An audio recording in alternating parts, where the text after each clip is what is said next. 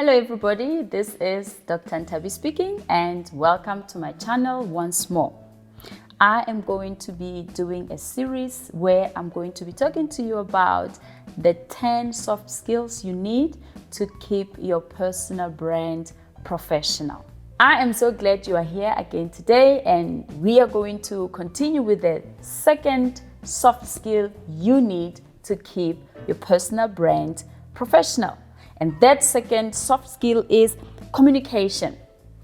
Communication is so important, probably the most important soft skill you can ever have, because communication is one of those tools that we can use to stay connected. And when I say connected, I'm not just referring to us connecting physically, but us connecting with the same understanding.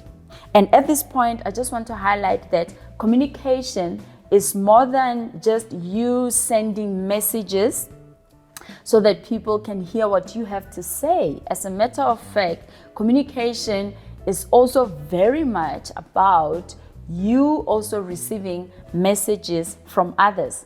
I always tell this to people. I say to them, listen, God gave you 2 ears and 1 mouth for a reason. That means you need to listen twice as much as you are willing to talk. I have observed that if people can be gracious in paying attention to others and listening to them, they will be most empowered to respond in a way that is appropriate, because they would have understood what was intended. So I have a few things that I want to share with you about communication. As you know, communication is very diverse, but today I just want to highlight a few things that I think are important. Number one is non-verbal communication. Research indicates that about 70% of communication is non-verbal. So that means it's not just the words that you are saying, but also your body language counts.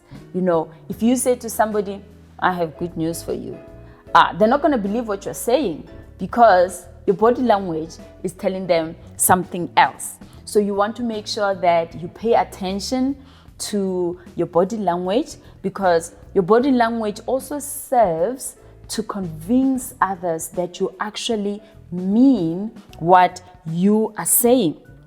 And also pay attention to how people respond to you.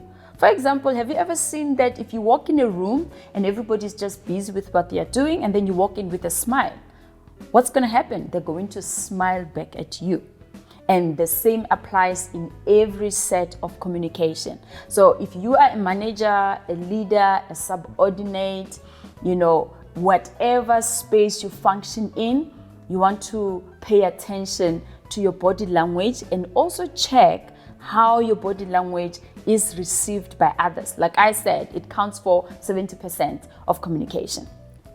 Secondly, we have verbal communication.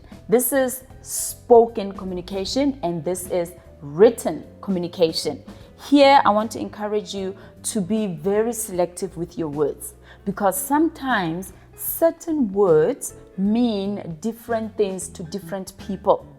This is why I always encourage people to make sure that they get to know the people they work with, so that when they communicate in a way that will be acceptable. So other people are comfortable with certain words used, but then you have individuals who are very, very sensitive. For example, other people won't mind if you say to them, move over. Other people will be offended by that. For some people, it's very important to say, excuse me, do you mind just moving over because I need to get to the other side? Some people just don't care. They just say, you know what, say it straight the way it is, I'll handle it. I'm in a hurry anyway, I need to get somewhere. But then other people are not like that. You need to be more patient with them. You have to select more words, so that they are comfortable with your message, and so that they can receive what you are saying very well. So be very careful with how you use your words. And also, I'm sure you all know that in professions, there are just certain words we don't use. For example, don't curse in your office. Personally, I don't think we should curse at all, but you want to make sure that you understand your office space, also understand your clients, because certain words are considered rude. And I know a lot of people who have lost clients because they just didn't know how to communicate with people, which means you want to make sure that you are at an emotionally stable state when you communicate with people. Because if you are angry, for example, it's going to be very difficult for you to keep selecting kind words. It's going to be very difficult for you to be patient and all that. So you want to make sure that you are emotionally stable so that your selection of words each time is appropriate. And then what is also important is that you need to make sure that your verbal communication and your non-verbal communication is balanced. In other words, make sure that your body language supports what you are saying with your words. As I said, if you say one thing and your body says the other, people will always misinterpret. They will always interpret that as dishonest, right? And then number 3 in communication, listen actively. When people talk to you, make sure that you are fully there. Don't be on your cell phone when someone is talking to you.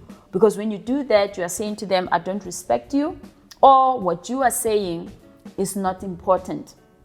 So when people talk to you, look them right in the eye, nod when necessary, don't overdo it, but let people know that you are there in the moment. Let them know that you are paying attention. And if they're giving you a lot of information, have a pen and a paper.